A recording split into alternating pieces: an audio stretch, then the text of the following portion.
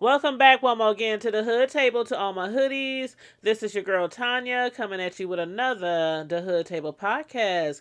And please like the video, share the video, and also subscribe to the channel if you are not already subscribed. And also, I want to say I hope everybody had a wonderful, safe, blessed Labor Day weekend.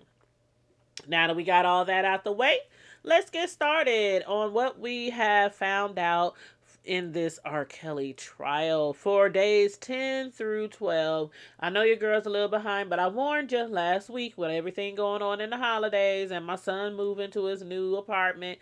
I would be behind on a few of my shows, but I'm here. I'm back in full effect. So, as I usually start off, I remind people of the charges that Kelly is facing right now. He is facing a multitude of charges from sex trafficking to forced labor and violations of the Mann Act, racketeering, sexual exploitation of children, and kidnapping. So now let's rehash some of what we found out on days 10 through 12 of the R. Kelly sex trafficking trial. Y'all, R. Kelly tried to force a pastor, the same pastor who officiated the secret wedding ceremony between him and Aaliyah. He tried to force him into signing an NDA.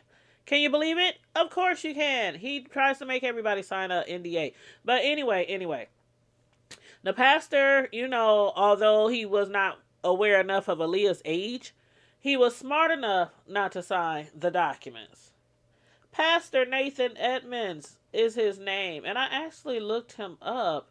I believe he has a church that was in Elgin, Illinois. Yeah, the same state that R. Kelly's in. But anywho, y'all can look him up, and when you have enough time, go ahead and look up that pastor. But yeah, his name is Pastor Nathan Edmonds. And again, he was smart enough not to sign the documents. Pastor Nathan Edmonds, who testified on day 10 of the R. Kelly trial, stated that the NDA didn't look legally sound, which makes me wonder if any of the NDAs R. Kelly had people sign were really, truly legit. Makes you say, huh. But anyway, the pastor who was subpoenaed to testify recalled some details that he remembered from the ceremony. One of which was that R. Kelly and Aaliyah did not get married in formal attire. Instead, the two wore matching jogging suits. And actually, do y'all remember that? How we used to wear, the jogging suits, the jogging pants, we would have like one leg up and one leg down. Yeah, that's exactly how the pastor recalled. They had their jogging suits on, and they each had like one leg rolled up on their jogging suits. Pastor Edmund also remembered that there was three people in attendance. Along with R. Kelly and Aaliyah, there were three other men with him, which, were most likely his entourage. And although the pastor claims to not have known any of the men's names, I can only assume that one of them was R. Kelly's tour manager, Demetrius Smith. The one who got the fake ID for Aaliyah. The pastor had come to join the two together, Kelly and Aaliyah, by way of him and Kelly's mutual friend, Keith Williams. The pastor had met Keith from them both doing business in real estate. Being that Keith was acquainted with both Kelly and Williams, recruiting the pastor worked out in Kelly's favor. The wedding ceremony, per Pastor Edmond, only lasted about a good whole 10 minutes. One question I have, though, is after looking at Aaliyah and R. Kelly and being pressured to sign the NDA, why did he go along with the wedding? Even though he couldn't see Aaliyah's whole face, as he said, because of her hair hiding half of her face, which is a hairstyle we all remember her often sporting, he had to have looked at her and thought she looks rather young. And even if she did, use a fake ID, that fake, public aid welfare ID to get a marriage license, Aaliyah looked really young. That's one thing I really remember about her back then. She looked really young. And even if he didn't notice Aaliyah or recognize her as like a star or upcoming star in the music industry, you mean to tell me that he didn't recognize R. Kelly either? And they from the same state? Like, as well known and affiliated as R. Kelly was in the state of Illinois and Chicago, he didn't recognize the singer? I don't know about that, y'all. I mean, both the pastor and the singer, lived in Illinois. Not only that, but for over 27 years, it has been speculated that the singer married a 15-year-old girl without her parents' permission. So, why did it take a subpoena for this pastor to come forward? Especially since he's a pastor, a man of the cloth.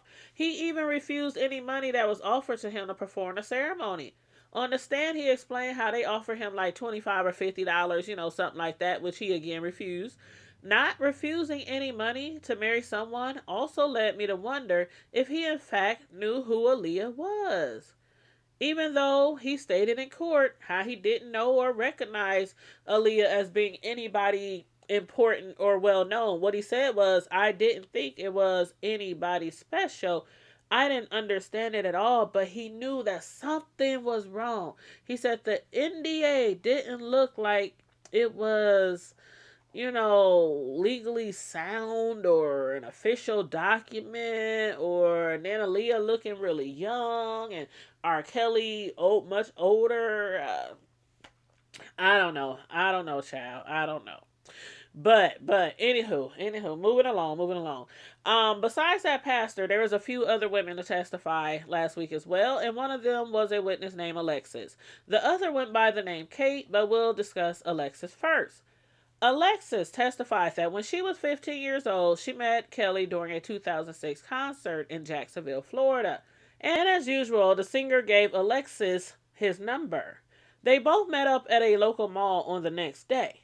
Alexis also hung out with him on his tour bus, where she claims that nothing unusual or sexual happened. As a matter of fact, when she revealed her age to him, he acted as if it was nothing for someone her age to hang around a grown man like him. What he told her was, there's nothing wrong with platonic friendship, and if it turns into something over time, so be it. And I sure thought she was about to say that he told her age ain't nothing but a number. Ooh-wee. But anyway, even though she was 15, when she met him, she couldn't recall what age she was when they first started having sex. Now that really surprised me.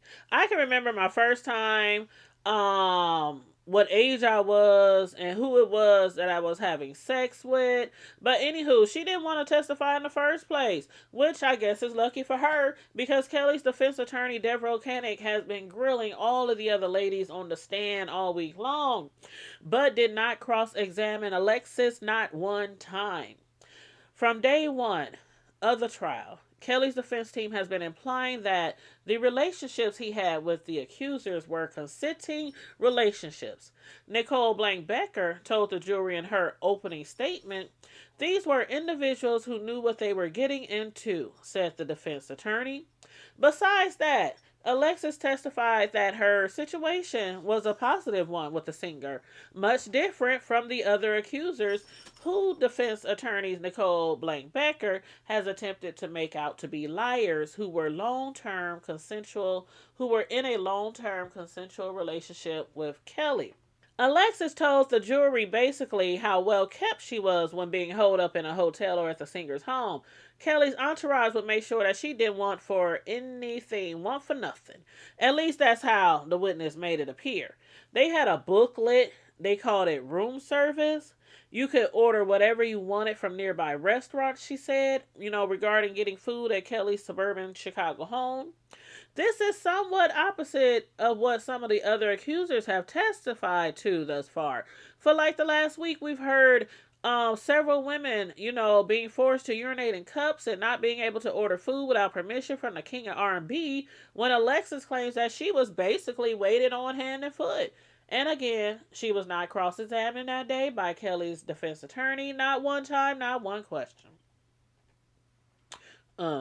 Things that make you say, Now, moving on to the other witness named Kate.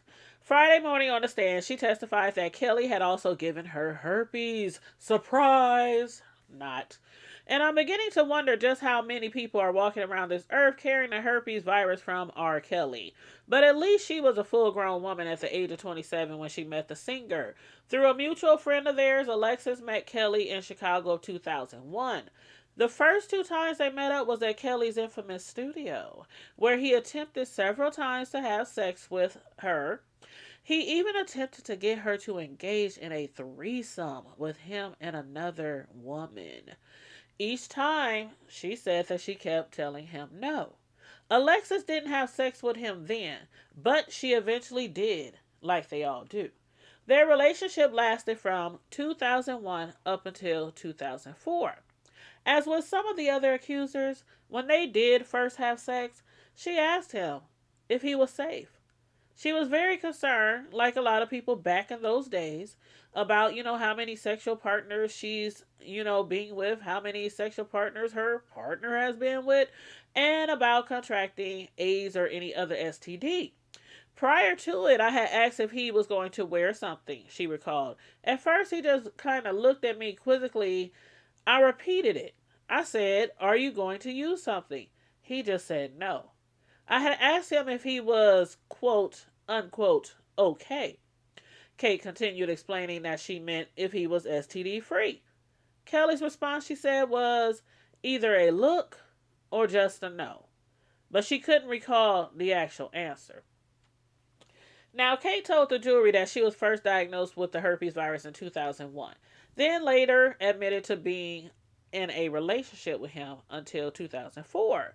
So she found out that she had herpes and still stayed with him for 3 more years. Wow. But what's even crazier for me is that she sued him and won a $200,000 settlement in 2004. Similar to what Alexis told the courts, Kate also told Kanek that Kelly behaved differently around her. Kate claims that she was allowed to use the restroom whenever she needed to. She was even allowed to help him write down song lyrics for his music.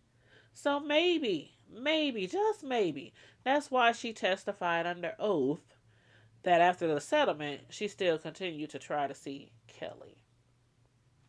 Wow. These last few witnesses, boy, boy, boy, boy. Anyway, y'all let me know what y'all think about the last few days of the last few days of the R. Kelly sex trafficking trial. Today, well, it was the holiday yesterday, so today would be what, day 13 of the trial. So tomorrow, once I find out, some information on what went down today, I will upload another video. A review of the trial tomorrow.